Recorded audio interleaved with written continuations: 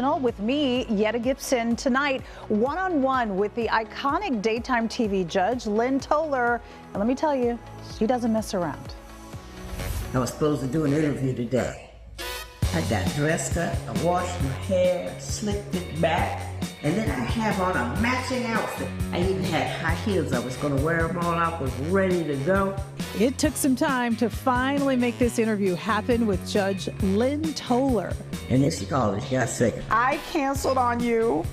You made a post about it. But we finally got there. First of all, I looked good in that little red outfit. I was not going to waste it.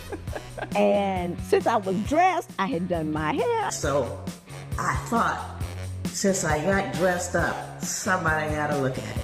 I said, let me do a post. And I got 1.5 million views, so I'm not mad. Okay, well, I'm not mad at she was talking about me. She was talking about me. More than 1 million people are watching and waiting on what Judge Toler has to say nowadays on Instagram. And perhaps she is intriguing more now than during her 14-season run on the longest-running courtroom TV show, Divorce Court. I never intended to do it, A. Never had any interest in television, B. I'm a very shy, retiring person. C, everybody calls Shy? But it's true, I am shy. You mean shy, the word I'm thinking about? Shy? S-H-Y, shy. And retiring, so I had no business doing any of this. So, Judge Toler's career spanned decades, but it wasn't as linear as you might think. As she says, much of her career and success was all by accident. What is the craziest case? The craziest case is the bride who slept with the best man as opposed to the groom on the wedding night. Wow. Everybody got drunk. Well, clearly. But the groom got to playing cards and refused to do his husbandly duty, and she wanted some, so she got it. Oh, just keep watching and hold on, because this interview gets even more interesting. If you prefer, you can unzip me and stuff it down somewhere. You good? It looks good. It looks good. I had this one time I was on marriage boot camp, and I had on this really sexy dress, and I had to have the mic here. Yeah. And I didn't have a bra on, and the guy had to go in. Oh, no. He turned purple, couldn't do it. You know this face and you've heard that voice. Judge Toler was the face of Divorce Court for 14 years, the longest running courtroom television series, debuting back in 1957. What people probably don't know is Judge Toler has been living in Arizona for years. She moved to the West Coast in 2007 to be closer to LA, where she would go weekly to sit on the bench to tape the show. Where are you from? Originally from Columbus, Ohio, but I went to college in Boston, law school in Philly. I spent 25 years in Cleveland as a lawyer. The interesting thing was I was commuting from Cleveland to LA because I didn't really believe the show was going to last. Why? I don't know. Well, I did another show beforehand that you've never seen called Power of Attorney. Okay. And it didn't last. Okay. I was like, I just don't trust it. And that doubt stuck with her while taping Divorce Court. But after 2 years, I got tired, and Eric says, it's going to stay. So we said, 2 years? That's a long time to go. Well, maybe not. Maybe not, maybe not. And I finally decided we did it here. Okay. Because I wasn't living in LA. I can't afford a driveway in LA. Eric is Lynn's late husband, the person she says pushed her to do so many things in life she wasn't necessarily comfortable with. My story is so absurd. I married a guy with 4 kids. Okay. Single, out of school. I was working at a law firm. I had 80-hour work weeks. I couldn't take it. I said, to heck with. Some guy said, you know, you ought to run for judge. And I said, okay. Oh, my goodness. I was a mad woman. I really wanted that job. I was 33 years old. I had just had that one right there. He was a baby. Hello. Now he's 31. Okay. Because I was going door to door with his behind. Knock, knock, knock. This is my baby. I want to be a judge. Campaigning with the baby. Knock, knock, knock. There you big judge. And I did it. I won by 6 votes. He was your good luck charm. I was a judge for 6 years. I ran for re-election. I got re-elected by 80% of the vote. And Fox called. Say, you want to do a TV show? Randomly. I got, you know, they had those think while you were out sheets. And I thought at first somebody was joking with me. Yeah. I got that on a Monday. They asked me to send a tape of something. I sent them a tape of myself on Tuesday. They got it on Wednesday. I was in LA on Friday. So that's how it started. That's how it started. Went home, told my husband, no way in the world I'm doing this. I can't. What did he say? What are you doing? Who gets this opportunity? Why would you not go? What's your problem? I don't know why you're so scared all the time anyway. It's forever pushing me out the door. So would you say that you have just spent your career taking chances? I kept screwing up and doing something else. Like the law firm thing, I hated it.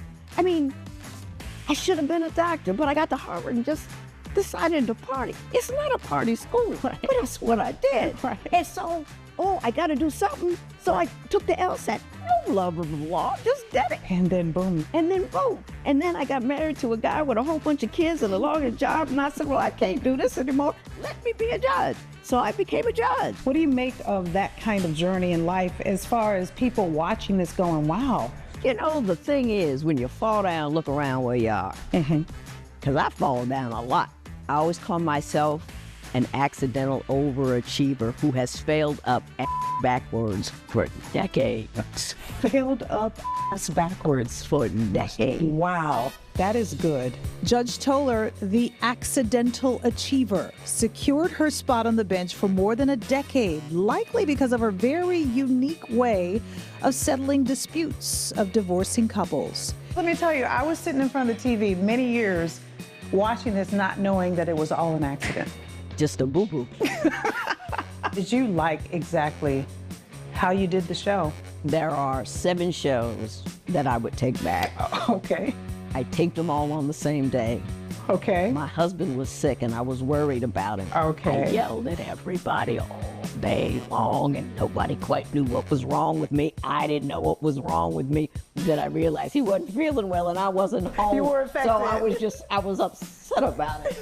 I would say that in your courtroom, you taught people a lot of stuff. I was a municipal judge. So the people that I saw on the bench, you know, Bob and John got in a fight because Bob's dog pooped on John's yard. John got mad, so they get in a fight. I see that. Then John gets mad about Bob. I got regular people in irregular circumstances. Correct. I felt that incarceration without elucidation was useless.